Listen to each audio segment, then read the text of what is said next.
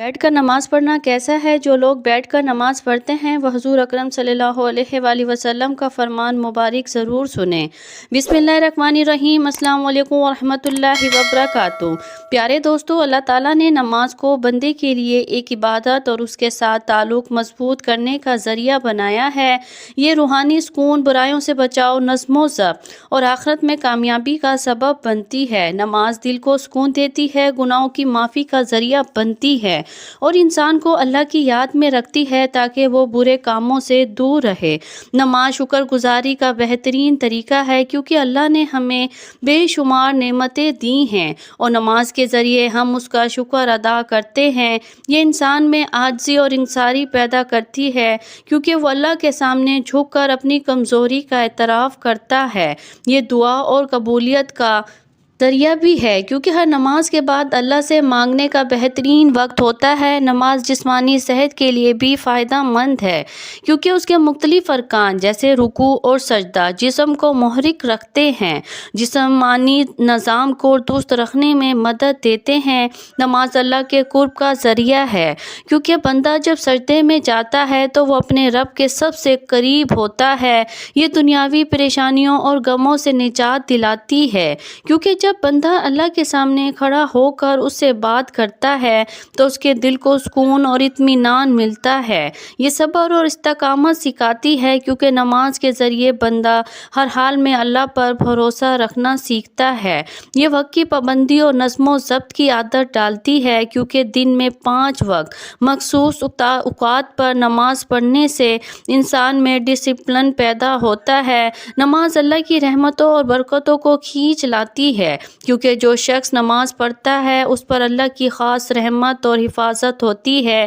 یہ شیطان سے حفاظت کا ذریعہ ہے کیونکہ جو بندہ نماز کا عادی ہوتا ہے شیطان اس سے دور رہتا ہے۔ یہ قبر اور آخرت کی روشنی ہے کیونکہ حدیث میں آتا ہے کہ نماز قیامت کے دن مومن کے لیے نور ہوگی۔ یہ گناہوں کی معافی اور ان کے نمٹنے کا سبب بنتی ہے کیونکہ نبی اکرم صلی اللہ علیہ وآلہ وسلم نے فرمایا، نماز گناہوں کو ایسے دھو دیتی ہے جیسے پانی میل کچیل کو دھو دیتا ہے۔ یہ مال و دولت کی برکت کا ذریعہ ہے کیونکہ جو لوگ نماز کی پابندی کرتے ہیں اللہ ان کے رزق میں اضافہ فرماتا ہے۔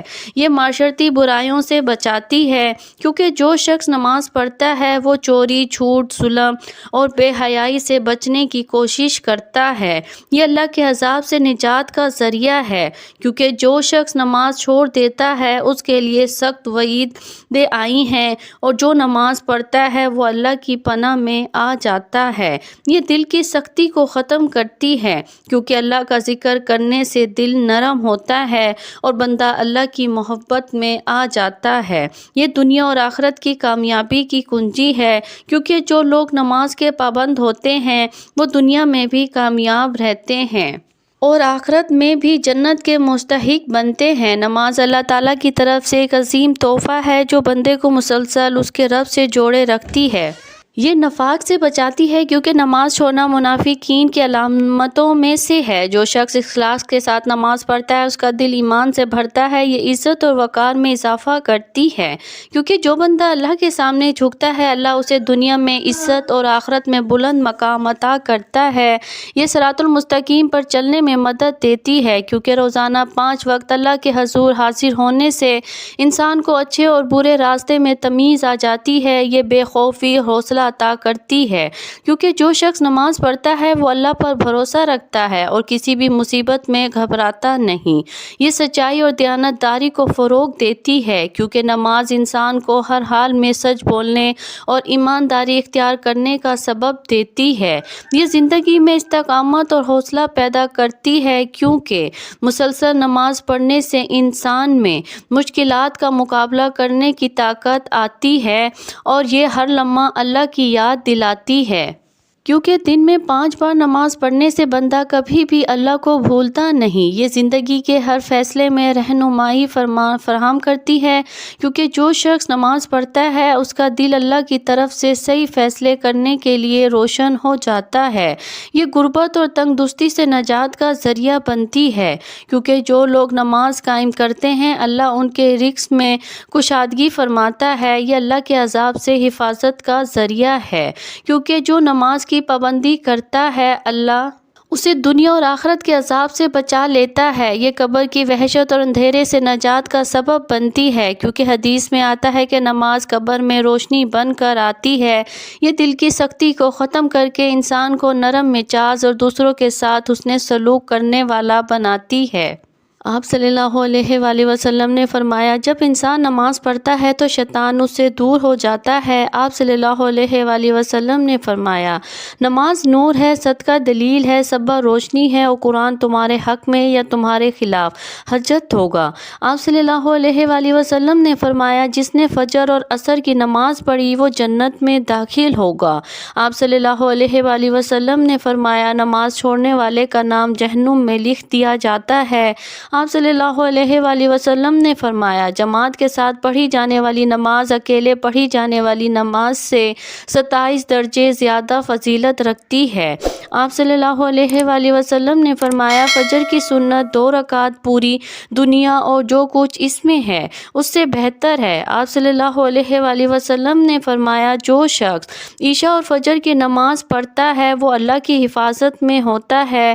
آپ صلی اللہ علیہ وآلہ وسلم نے فرمایا، یہ منافق کی نماز ہے کہ وہ سورج کو دیکھتا ہے جب وہ زرد ہونے لگتا ہے، پھر جلدی جلدی 4 ٹھونگے مارتا ہے اور اللہ کا ذکر بہت کم کرتا ہے۔ آپ صلی اللہ علیہ وآلہ وسلم نے فرمایا، جو شخص نماز کا اہتمام کرتا ہے اس کا دین مکمل ہے، اور جو نماز کو ضائع کرتا ہے اس کا دین ناقص ہے۔ آپ صلی اللہ علیہ وآلہ وسلم نے فرمایا، جب انسان کو قبر میں رکھا جاتا ہے تو اس کے ساتھ اس کے اعمال بھی آتے ہیں۔ اگر وہ نمازی تھا تو نماز اس کی حفاظت کرتی ہے۔ آپ صلی اللہ علیہ وآلہ وسلم نے فرمایا، اللہ سے ڈرو اور نماز کو لازم پکڑو، کیونکہ یہ دل کی سختی کو دور کرتی ہے۔ آپ صلی اللہ علیہ وآلہ وسلم نے فرمایا، جو شخص وضو کرے اور اچھی طرح وضو کرے پھر 2 رکعت اس طرح پڑھے کہ اس میں کوئی دنیاوی خیال نہ آئے تو اس کے تمام پچھلے گناہ معاف کر دیے جائیں گے۔ آپ صلی اللہ علیہ وآلہ وسلم نے فرمایا، نماز مومن کی معراج ہے۔ آپ صلی اللہ علیہ وآلہ وسلم نے فرمایا، جو شخص 5 وقت نماز پڑھتا ہے قیامت کے دن اس کا چہرہ چمک رہا ہوگا۔ بیٹھ کر نماز پڑھنا جائز ہے، لیکن اس کی اجازت مخصوص حالت میں ہے۔ اگر کوئی شخص بیماری، بڑھاپے، کمزوری یا کسی ایسی جسمانی تکلیف میں مبتلا ہو جس کی وجہ سے کھڑے ہو کر نماز پڑھنا مشکل ہو تو وہ بیٹھ کر نماز ادا کر سکتا ہے۔ اگر کھڑے ہونے کی بالکل طاقت نہ ہو تو مکمل بیٹھ کر نماز پڑھنی جائز ہے۔ اگر کچھ دیر کھڑے ہونے کی طاقت ہو تو جہاں تک ممکن ہو کھڑے ہو کر نماز پڑھنی چاہیے اور باقی حصے میں بیٹھ جانا چاہیے۔ نفلی نماز بیٹھ کر پڑھنا جائز ہے، چاہے صحت مند ہو، لیکن کھڑے ہو کر پڑھنے کی نسبت ثواب آدھا ہوگا۔